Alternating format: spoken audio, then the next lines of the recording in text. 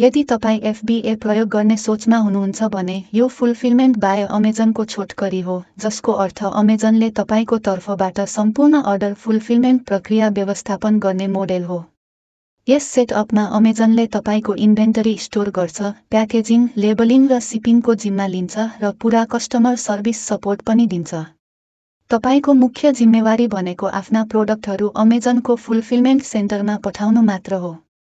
प्रोडक्टहरू ती सेन्टरमा पठाउनु अघि तपाईँले एउटा सिपिङ प्लान बनाउन आवश्यक हुन्छ। सेलर सेन्ट्रलभित्र यो काम send to Amazon shipment creation workflow मार्फत हुन्छ, जसले सिपिङ प्लानकै जस्तै काम गर्छ। सिपिङ प्लानले अमेजनलाई तपाईँ कुन आइटम पठाउँदै हुनुहुन्छ, कति युनिट पठाउने योजना छ र पठाउने व्यक्ति को हो भन्ने जानकारी दिन्छ। यो प्लान बनाउनको लागि पहिलो चरण भनेको एउटा प्रोडक्ट लिस्टिङ सेटअप गर्नु हो। यही लिस्टिङ अमेजनको वेबसाइटमा कस्टमरहरूले देख्ने हुन्। तर लिस्टिङ बनाउने प्रक्रिया सधैँ सजिलो हुँदैन। तपाईँले एउटा भ्यालिड प्रोडक्ट आइडेन्टिफायर दिनुपर्छ। यो UPC बारकोड हुन सक्छ वा तपाईँको ब्रान्ड र क्याटेगोरी योग्य भएमा तपाईँ GTIN Exemption पनि रिक्वेस्ट गर्न सक्नुहुन्छ।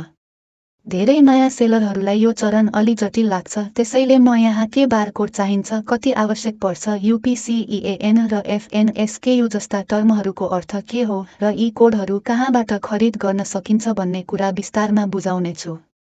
यी प्रश्नहरू धेरै पटक आउँछन्, विशेष गरेर ती सेलरहरूका लागि जसले सिंगल प्रोडक्ट, मल्टिपल भेरिएसन वा बन्डल्ड आइटमहरू ह्यान्डल गर्छन्। यस लेसनमा म यी सबै विवरण प्रष्ट पार्नेछु ताकि तपाईँ सजिलै कम्प्लायन्ट रहन सक्नुहोस् र पछि कुनै समस्या नआओस्।